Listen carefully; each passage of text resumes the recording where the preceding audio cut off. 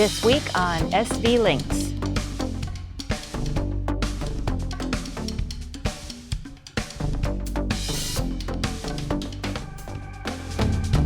Welcome to this week's SV Lynx video. Happy New Year to everybody. We had an incredibly rainy week, but we still managed to get a lot done, and we're going to show you how we did that. Yep, it was a bit annoying, but we soldiered through and made progress on SV Lynx. So let's get right to showing you the work we got done on the boat.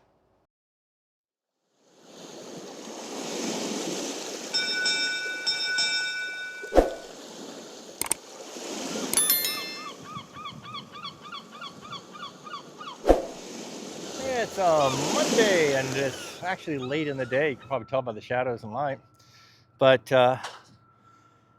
we didn't film much today. That's because we've been working on the very bows of the boat, and it's been a lot of planning and looking at the plans and making slight little adjustments here and there. And because there's about 5 pieces that all come to a point right at the bow, and getting that all perfect, even though we laid out these long deck pieces initially based on that, it's still very fiddly to get this right. And so you can see where we're at right now. Up at the bow there, they're still apart where Brian is. And what he's doing right now is gluing in just the tip of this deck 3 piece that you see hanging up the corner up in the air right here. Now the reason that corner's on the air here, now we've adjusted this and adjusted this curve to make it fit perfectly on both sides. But this piece has to twist. And so it's very hard to get this to twist in. So what we're doing is we've got the very tip up there clamped, and we put a little block in to hold that down. And that puts it, the very tip, right on the bulkhead it's supposed to be on right there. And then what Brian's doing right now is putting a couple coves on there. We glued it in. And then we're going to put tabs on either side of that little tiny spot. But nowhere else on this whole board are we going to glue it in or tab it in or anything. And it's just going to be hanging like this while those set up. And then come tomorrow, or maybe we even wait an extra day, make sure that it has a chance to harden up pretty well. Then we'll come in and we'll put pressure on this corner down here and put a twist into this board like it's supposed to have here, and bring that down. The tip will be held because it'll be tabbed in, and that'll allow us to put the pressure down here and twist this down in, and then we can glue it to the bulkheads that are underneath of it, and tab onto those bulkheads and tab on top and bottom of the whole thing. So a lot of work getting that ready. And the other side over here, if you'll notice, there's a bunch of bricks over there, and that's because we glued in that deck piece over there, and it had to twist as well. And so first we had glued and tabbed it to the bulkheads back here, and that's allowing us to twist the front up there. So it's twisted right now, and it's setting up. And we'd already done that on this side, so we didn't have to today. We could get started on the center board here, deck 3. But that deck 3 piece over here is just sitting next to it. Now we trimmed it today, got it all adjusted to fit in there right, but we can't even begin to put that one in until that other side there is set up well. And then we'll have to do the same process, put deck 3 in, hit the tip up there, get it all tabbed and glued, wait, and then pull the corner down again over there to get it into place. That's not all we have to do. There's other things. For example, if I go over here, try not to fall. Got loose boards and such up here. But today we did some kerfing up here. If you look right at the tip there, you'll see kerf lines in there, and that's to allow that tip of the boat to pull into the center line there and get rid of that gap you see over there. So like I say, lots of little fiddly bits to get these things, so many pieces that have to match up at the tips here. Now once we get all these deck pieces and hull pieces all matched up and correct all the way to the tip, then we'll go to the very front of the boat and build the little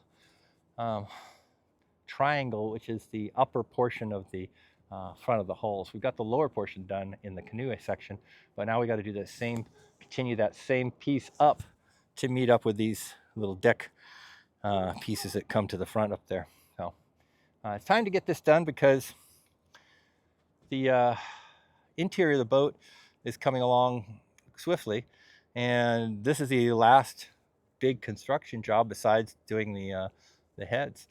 And so we decided that today was a good day to start getting these bows finished up.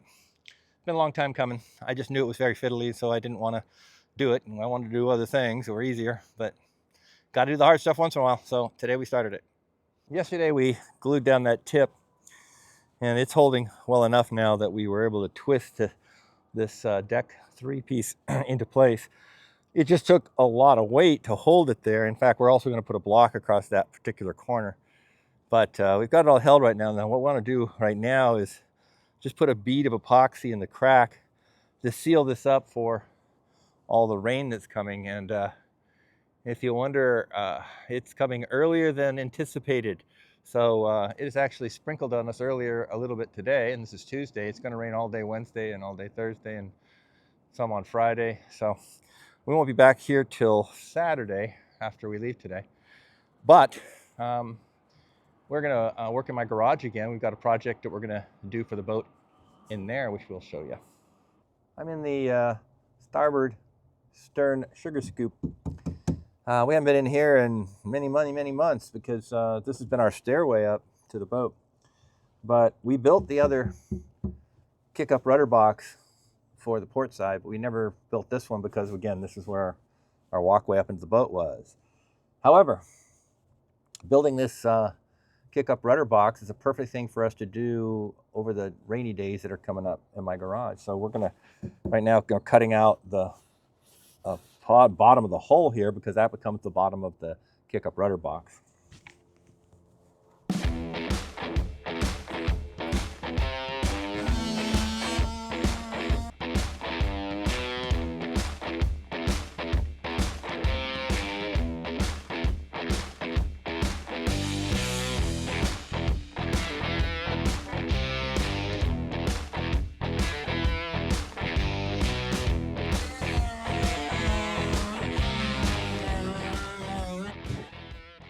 Yeah, you got to go under there and get that last bit.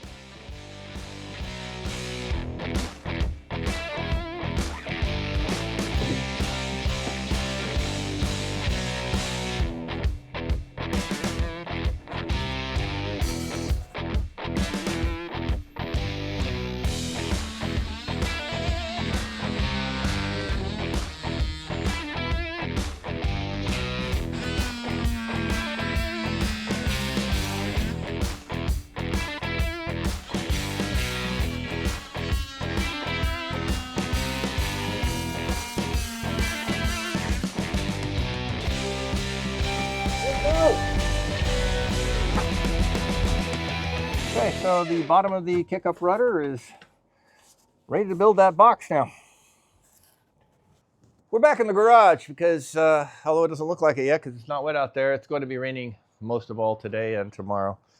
So we've moved our operation back here again where it's nice and dry, and we've got our rudder box. Well, it's not a rudder box yet, but it's going to be. This is the piece of hull that we just cut off yesterday, and we've got all the pieces here that we're going to make our box out of. So we've got some chopping to do, some gluing to do, and we'll get this whole rudder box put together. So these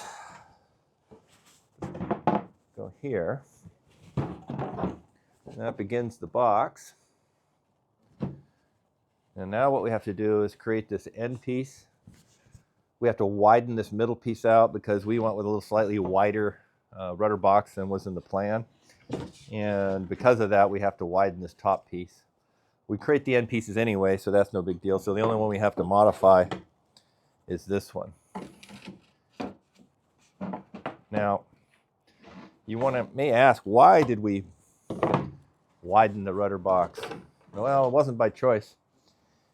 In sense, we're not sure why, but the two hull pieces at the stern that leave a gap for this were pre-made pieces, and they left a 255 millimeter gap there, that in inches. And these are, I don't know, how wide are these? These are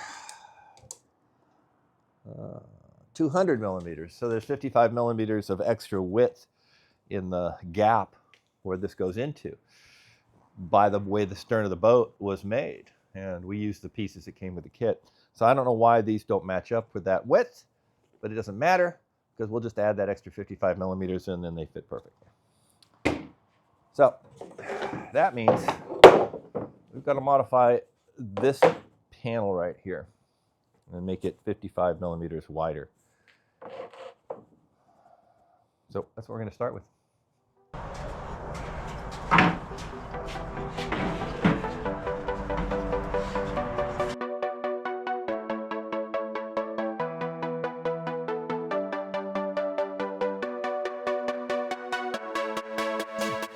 That gives us our basic shape. We just put some braces in here to hold it, because now we can measure this interior portion on it, the two ends. We have to create these two.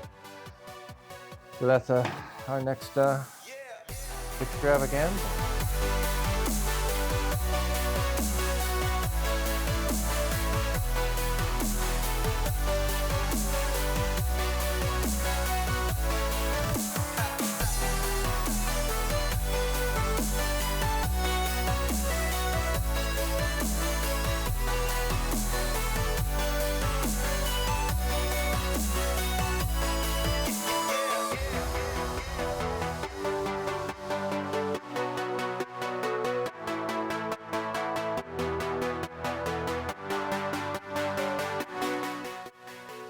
All right, we have a hole.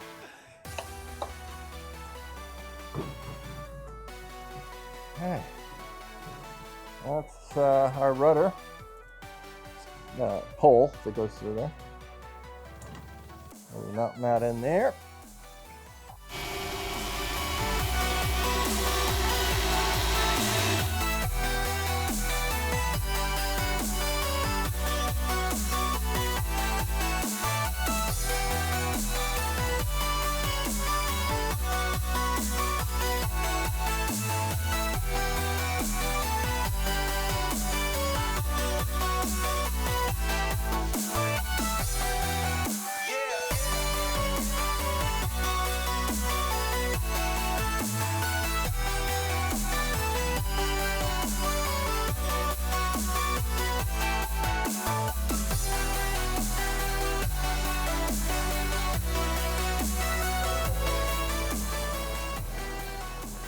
Now we're just down to coring all the various bits. They're all cut now. So we're just going to core all the edges and we'll fill these, and then pretty much going to be it for today, because we got to let all this stuff set up before we can assemble the box. So that'll come on Friday.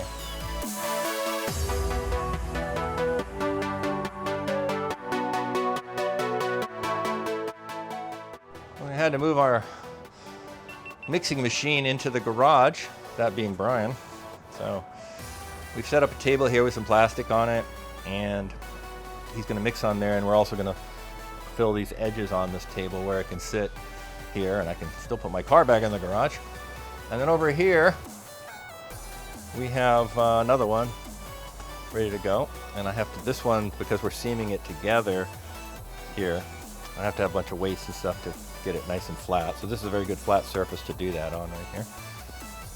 So once this is all mixed up and fixed, we will call this a day, because this just has to set up, and then on Friday we will come back and assemble the box into its glued together piece, and that may be as far as we get on Friday. We'll see. I'd like to tab some of it, but I'm not sure we'll be able to do that because it'll be clamped together from gluing. So we might have to tab it on a different day. So you've seen us do this a million times, but I'll explain it anyway. Got nothing better to do while I'm waiting on Brian. So he mixed the hardener into the epoxy and stirred it up. And now he's going to mix in a certain amount of flock that we do by weight. And once he's get that stirred in well, and the reason he's stirring it outside right now is we don't want to really put a bunch of powder in my garage here. So he's out there where the breeze is taking it away from my interior of my garage. Once he's got that stirred in, he's going to put in some micro balloons.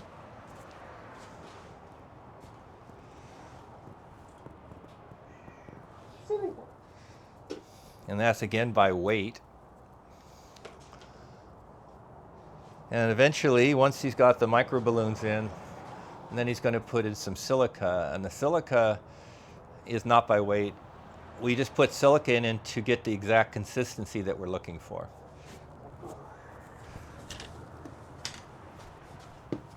Micro balloons. And once we get it to the exact consistency we want, then we'll put it into our piping bag, which we have ready in a little bucket here.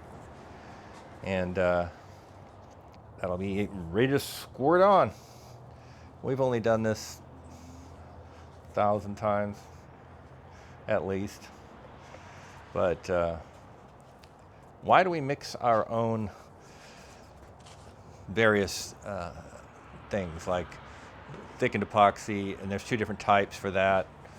We have just thickened epoxy, and then we have fairing compound, which is a different, slightly different mix. Doesn't use anywhere near as much silica. And then we have just your standard epoxy thing. So there's different mixes with different stuff, but you can buy fairing compound, and it's just two parts. You put it together, you stir it up, and you put it on. Where when we mix it, we have to mix 4 things instead of 2 to get fairing compound. But the cost difference is huge, and it saves us a lot of money to mix our own fairing compound. So it's just a money-saving thing. Now, as far as how good it is, it's just as good. It's the same thing.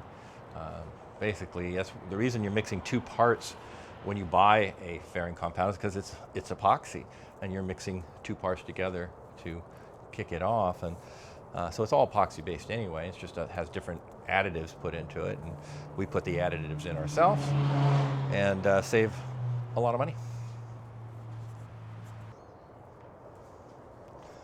So once he gets that mixed in, he'll check the consistency by just seeing how it drips off the stick. And if it's too loose, we don't want it, in this particular case, since we're filling edges, we don't want it to drain out. So we want this to be fairly thick. We've so far lucked out because the rain was supposed to start at 8 a.m. and it's much later than that right now, 10:15. So it's been a couple hours that we've been working, and that's allowed us to go outside and think back and forth. Like mixing this out there would have been a problem if it had been pouring down rain. So we kind of lucked out on that. But the major rain wasn't supposed to get here till another couple hours from now, but it was supposed to have showers up until now. So we've been lucked out.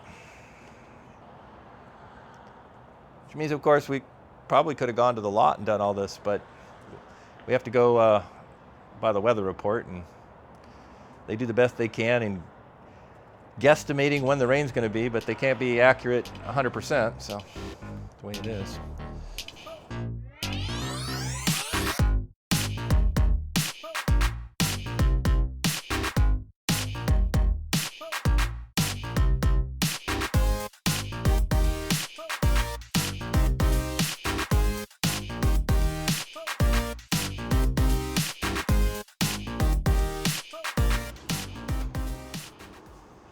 Okay, so this top piece is all seamed together and filled on the coring around the outside. And these here are all filled on their coring. So that means that we can let this set up, and come on Friday, we can assemble the starboard rudder box. The port side we had done long ago. But we can assemble it all, glue it all into the rudder box, and mount the post in while we do that. So we'll be putting that in here and glassing it up the side. And then on another day, we'll tab that whole box inside and out. Now we have to do all of that before we can put the final piece on the end in, because we have to go in from the end to do all of that tabbing on the inside. But that's the way it worked. That's the way we did the first one, and that's the way we'll do this one. It's Friday after our rain on Wednesday and Thursday, and it's going to rain again tomorrow. So we went to the lock this morning. I didn't show you that, but and bailed out any water that was in the boat. It was better than it was the last time. We only had 2 compartments that collected water this time. So we bailed those out. And now we're back at my garage. And we're going to take a look at where we're at on our rudder box. So the first thing I got to do here, let's take a look at this one that we extended. All these weights were on here. Keep it flat while it was sitting up. See how we did.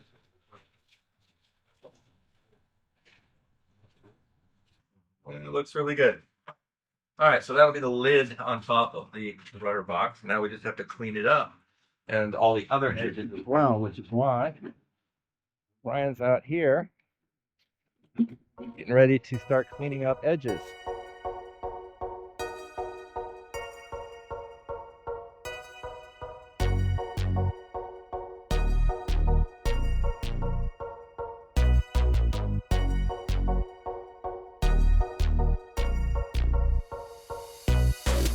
While Brian's working on cleaning up all of the box edges, I've got a little test piece of G10 here, and we've already drilled it with our drill bit that came in the tap and die, well, in this case, tap set. And so I'm going to put this in here and try to tap these threads into here. And the idea is going to be that we can insert this fuel pickup into the G10. That way we can glue the G10 plate to the top of the diesel tank, thread this in to the G10, and there's our out for our diesel pickup to go to fuel polishing or diesel engine. But now I have been told that you can tap G10. So that's what we're going to do. I've got a little oil on here. Well, actually it's WD-40, but it should do the same thing. Just a little lubricant. Now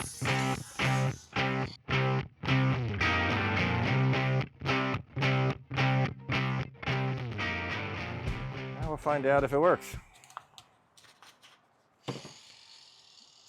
And this isn't the actual piece we're going to use. This is just a little test piece of G10 I had offcut. But I didn't want to ruin my G10 before I see if this threads in here nicely. Which it does. Okay. So we'll create those G10 plates like this. Put some sealant on there. Teflon probably. And Teflon tape. And that gives us a 90 out. That's good because the lid of our diesel is only about this far off the top. But because it's out, it makes a 90-degree turn right here.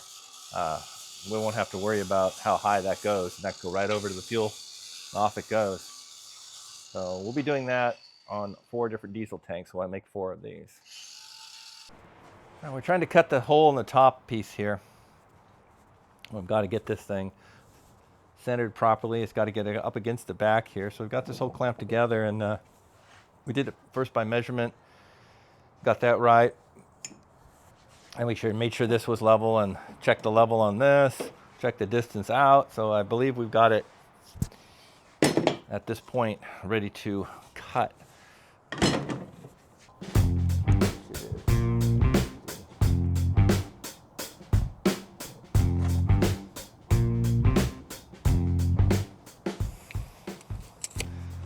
All right. And then once you get on that dot, we'll look from above and make sure we like it.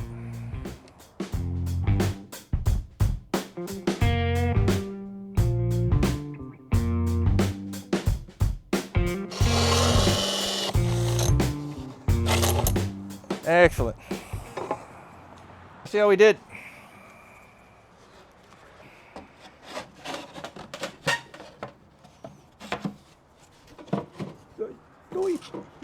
We're going down. Oh, that fits in there very nicely. Okay. Okay, I'm really good on this. Oh, I'm perfect on both sides. Sweet, it's perfect. We're gonna do the 2 rows right there and the end. So really thin along most of that, and then pretty thick on the end piece. If you remember, we had a gap there.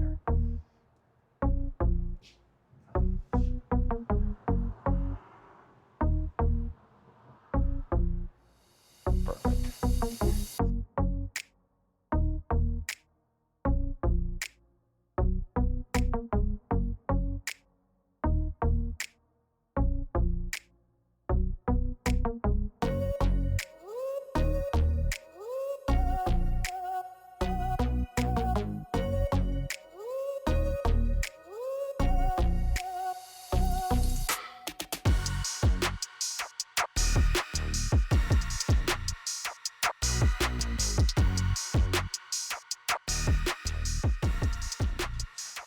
Hey, this isn't glued in. We just put peel ply on it so it doesn't stick. But that way, it's exactly centered as it glues on the inside of there for later. Because we have to remove this so that we can do work from the inside top. So we'll glue this top on later. But right now, at least it's holding it in position while all the rest of this sets up around it. Because this is tabbed down the sides. Well, excuse me, it's coved down the sides of the tube with thickened epoxy right now.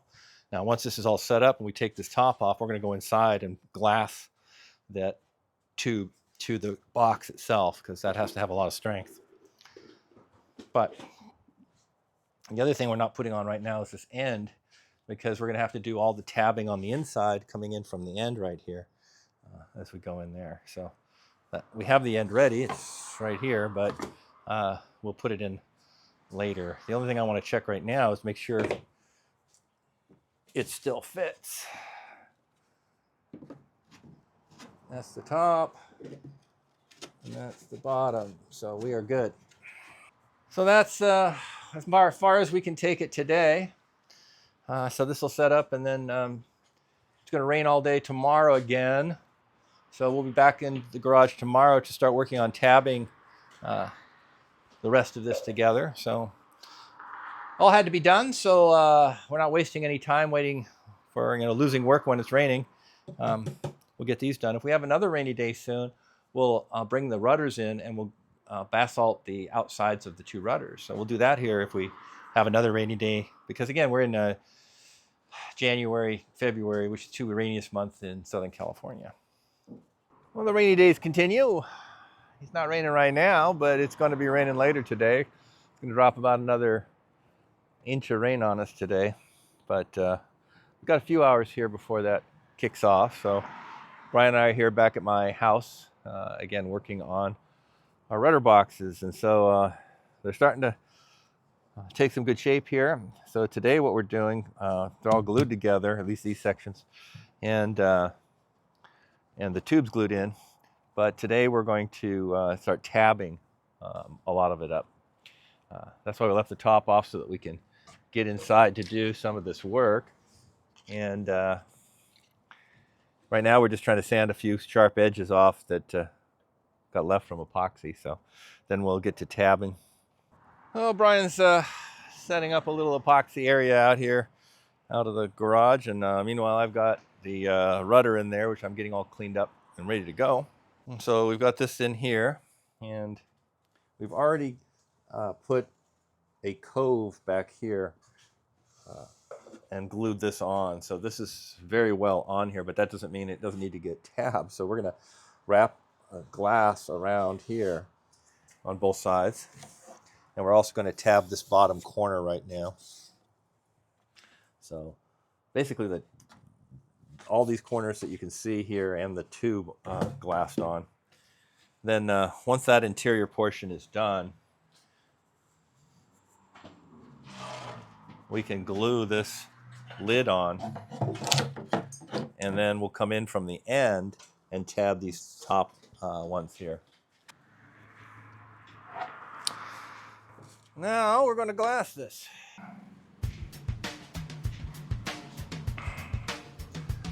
Now for the fun part.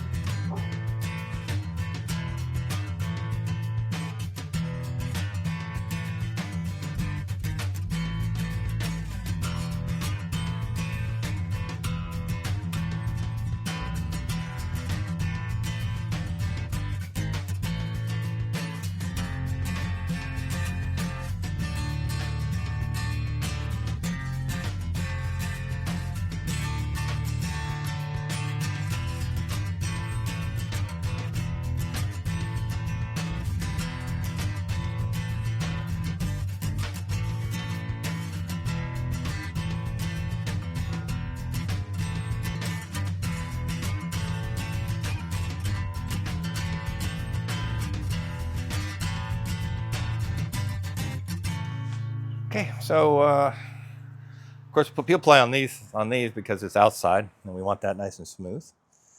And that's as far as we can get on this right now, because it's just about where we wanted to get to, A, and B, we're pretty much running out of epoxy here at the house. So it's a good thing we got to exactly where we planned to get to today, but we'll pick up the rest of this at the lot, or go to the lot and pick up some more stuff, because the fact is that it's going to rain today, tomorrow, and then showers Monday and Tuesday, so from another 4 days.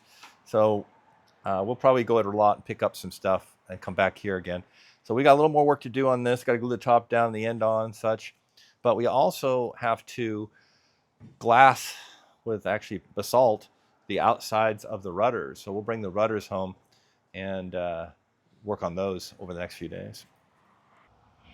Despite the rain, we did get a lot done since we were able to work on the kick-up rudder box in our garage. Yeah, so unfortunately for us, the number of jobs that we have left that we can do them in our garage is getting down to, or I also could look at it and say that's great, because that means we're getting down to very few jobs.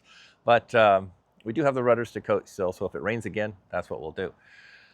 But last week, speaking of rain, we had, if you'll recall, we had rain get into the four little webbing area of one of our big diesel tanks on the starboard forward one. And I asked people to take a guess at how much those held. Now, based on the guesses that we got, I think some people were guessing at the total capacity of our diesel, while some were also guessing at just what I mentioned, that those four compartments that make up one diesel tank. So what we're going to do is we're going to divide your guesses into two categories: total capacity and just in those four. Now, we had to make a dividing line since we're guessing, so we just said anything above 100 is total capacity, everything 100 or below is guessing at those tanks. So let's take a look at what our guesses were. Okay, our Adams guessed 160, Mitch Davis 141, Brian Field 138, M. Lorette 143, Fred Becker 120. Right, that's for total capacity. And the total capacity, as we've measured it now, is about 196 gallons. So that would make the closest one 160 with our Adams. But I really asked for what the capacity was in those four that we had filled with water. So let's take a look at what those guesses were. Okay, we have Cal's at 100, Robert just shy of 100, Jimmy 32, and Peter 65. Okay, well, we have a clear winner on this one, because the total fuel capacity in those four compartments was 63 gallons, and Peter guessed 65. That's within just 2 gallons. Good guess, Peter. So what do our winners get? Well, if you happen to be somewhere near our boat when we are traveling around the world or wish to travel to where we are, we will take you out for a sail. So that's our reward. You want a day going out sailing if you want to redeem it someday. Open-ended, whenever you want. So now, let's talk about that fuel though. Remember that originally the boat was supposed to hold 150 gallons. And then I reduced that down to 100 gallons because we didn't want to take up so much storage up in those 3 deck lockers where the diesel tanks were. And because we're a hybrid boat, I didn't need that much diesel, I figured, so we just reduce it from 150 to 100. But then we decided to move all that weight down into the bilge. And once we decided to do that, space down there didn't end up being as much of a problem. So now I was hoping that we would get back to the 150 gallons that the boat was originally spec'd for at minimum. And as we just mentioned, because there's 63 gallons in just that little quad compartment area, and we have those on each side of the boat, and then we have the stern tanks, which each hold 35 gallons in their sides. So there you have 196. So 35 gallons each, 70, and 63 each, 126. So 196 gallons. So that's much better than we had anticipated. So we're very happy to have that. Now, how often will those tanks be full? Almost never. We don't need that much diesel on board, and it weighs a lot. But there are a couple times in our cruise around the world that we'll want to have that extra diesel. Instead of having to put 5-gallon jerry cans up on deck, we can just fill up our tanks to a higher capacity. Something like leaving from Puerto Vallarta for the Marquesas Islands, and then from the Marquesas to Motus Islands, and finally over to French Polynesia, part of the Society Islands. We're probably not going to be able to pick up fuel for a lot of that, so having those extra fuel to start with would be really great. But in most cases, for example, even crossing the Atlantic, we're only going to go maybe 1,800 miles from St. George over to the Azores, so that's really not that far that we have to go. So we can get diesel in the Azores if we want, and then it's even shorter distance from there over to either Gibraltar or up to Spain, depending on which way we go. So, and when we arrive, we can immediately get more diesel again. So there's no real reason to fill these 196-gallon tanks up. But it's there in those few instances where we want that extra fuel. And then also, because it's not full, we can transfer fuel forward or back to balance the boat, and side to side, port to starboard, to balance the boat that way because of the 4 space diesel tanks. And if they're not full, we can move diesel around as we feel like. So, and of course, when we move it, we'll be polishing. So anyway, thank you for all the guesses, and we found out that our result was even better than we hoped for, so it was all good. And thank you for watching this week's video. We do appreciate y'all stopping by. Yes, and thank you to our patrons listed here. We could not do this without you. And I wanted to give a couple of extra thank yous as we cross over from 2025 to 2026. We'd like to thank Jeff for volunteering his time in boat building every week and for sharing his family with us over the holidays. I'd like to thank Reichardt for donating supplies and equipment and his expertise. We really appreciate that. And I'd like to thank Terry for donating to us supplies and his time. Couldn't do it without you guys. Thank you so much. And don't forget to like, share, subscribe, click on the bell icon to be notified of our next video. We'll see you next week for a much drier week, and we're going to get a lot done. So join us then, and I'll show you what we're up to. Bye.